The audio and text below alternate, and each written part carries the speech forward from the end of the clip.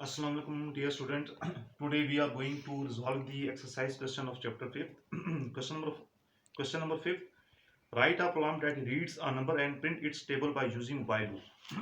हमने table print करना है by using while loop. अब इसमें देखेंगे टू हेडर फाइल्स है include studio.h and include quantity.h. ये for input output फंक्शन के लिए, scanf printf फंक्शन के लिए और ये get sheet फंक्शन के लिए बहुत हेडर फाइल्स. अब यहाँ से प्रोग्राम स्टार्ट हो रहा है. अब यहाँ टू वेरिएबल है n और j.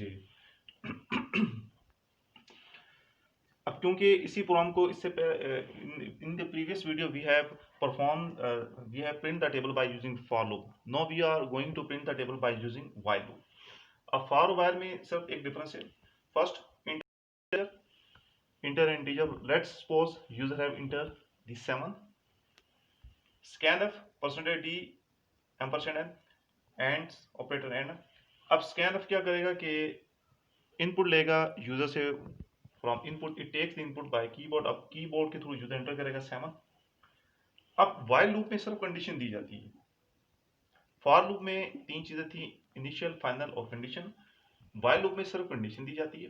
ठीक है. अब जे की वैल्यू 10 है तो हमने यहाँ पे जे की वैल्यू 1 दे दी. जे को इनिशियल वैल्यू हमने यहाँ पे दे दी. इनिशियल वैल्यू हमने जे को ऊपर दे दी. अब व्हाइल लूप में सिर्फ कंडीशन दी जाती है. अब लूप बॉडी के अंदर ये इस वक्त दो स्टेटमेंट्स हैं. एक तो वही जो टेबल प्रिंट कर रहा है, एन जे दोनों वेरिएबल एंड देयर प्रोडक्ट, और इनका प्रोडक्ट जो टेबल प्रिंट हो रहा है. ठीक है. N J and their product,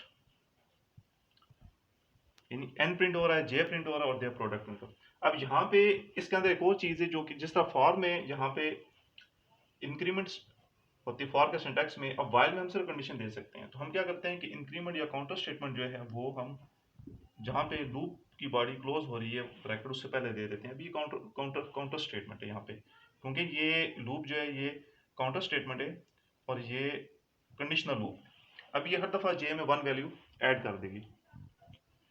ठीक है. सबसे पहले जे की वैल्यू 1. अब जे की वैल्यू 1 यहाँ से आएगी. सबसे पहले जे की वैल्यू 1 है. अब कंडीशन 2 है, लूप एग्जीक्यूट होगी तो सबसे पहले जे की वैल्यू 1. अब एन में 7 वैल्यू है. अब 7 वैल्यू एन की यहाँ से आ रही है 7 वैल्यू. सबसे पहले 7 1 मल्टीप्लाई होके 7 का प्रोडक्ट ये प्रिंट हो जाएगा. उसके बाद जब यहाँ पे जे आएगा तो जे की वैल्यू 1 + 1 2 हो जाएगी, यानी अब जे की वैल्यू 2 हो जाएगी. अब ये काउंटर स्टेटमेंट ये जे की वैल्यू को इंक्रीज करेगी 1 2 3. अब जब 2 हो जाएगी, अब जहाँ पे लूप की कंडीशन चेक होगी, जहाँ पे लूप क्लोज होती है यहाँ पे कंडीशन चेक होती है. It check the condition. अब कंडीशन ट्रू है, वैल्यू 2, दोबारा लूप रन होगी. अब जब दोबारा लूप रन होगी 7 × 2 14 प्रिंट हो जाएगा. उसके बाद अगेन कंडीशन चेक, और ये कंडीशन 3 पे चेक होगी, फिर 4 पे, 5 पे कंडीशन 2 होती जाएगी, लूप रन होती जाएगी. 10 तक कंडीशन 2 रहेगी. जब 10 पे 10 + 1 11 हो जाएगी, तो अब जब कंडीशन चेक होगी तो कंडीशन फॉल्स हो जाएगी और लूप यहाँ से कंट्रोल यहाँ से बाहर आ जाएगा और ये प्रोग्राम जो है ये टर्मिनेट हो जाएगा. तो इस तरह ये टेबल प्रिंट हो जाएगा. अगेन मैं आपको दोबारा रिवाइज कर देता हूँ. सबसे पहले अभी देखें कि हमने क्या किया. इंटीजर एन, दो वेरिएबल है, एक एन है एक जे. जे की इनिशियली हमने 1 दे दी है. Print f enter n integer, हम एक इंटीजर वैल्यू इंटर कर रहे हैं. Scan f %d and operator n. अब ये वेरिएबल में वैल्यू इंटर हो रही है 7. लेट्स सपोज यूजर ने जो इंटर की आउटपुट में इंटर इंटीजर में यूजर ने 7 इंटर की है. अब देखें ये लूप की बॉडी, ये फॉर में भी हमने ये लूप की बॉडी हमने देखी थी. सिर्फ इसमें जो एक और चीज आ गई है व्हाइल में, वो एक काउंटर स्टेटमेंट है. कि ये स्टेटमेंट क्या करती है कि अगर ये स्टेटमेंट नहीं होगी तो जे की वैल्यू पूरे इस प्रोग्राम में 1 ही रहेगी. जे की वैल्यू जो 1 2 3 जे की वैल्यू जो चेंज हो रही है 1 2 3 4 5 6, ये जो जे की वैल्यू चेंज हो रही है 1 2 3 4 5 6, ये इस काउंटर स्टेटमेंट की वजह से हो रही है. इस काउंटर स्टेटमेंट की वजह से ये वैल्यू जे की चेंज हो रही है. अगर ये काउंटर स्टेटमेंट हम नहीं लगाएंगे तो जे की वैल्यू 1 ही रहेगी. ठीक है. होता क्या है, जब सबसे पहले 1 वैल्यू आती है कंडीशन ट्रू होती है, कंडीशन चेक होती है. यहाँ पे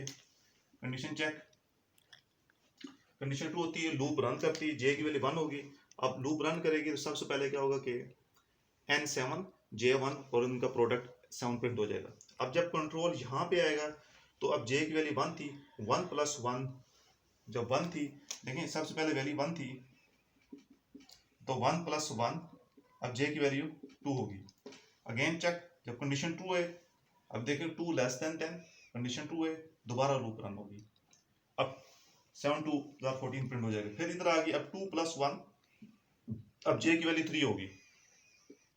2 पे भी कंडीशन 2 3, अब j की वैल्यू 3 होगी।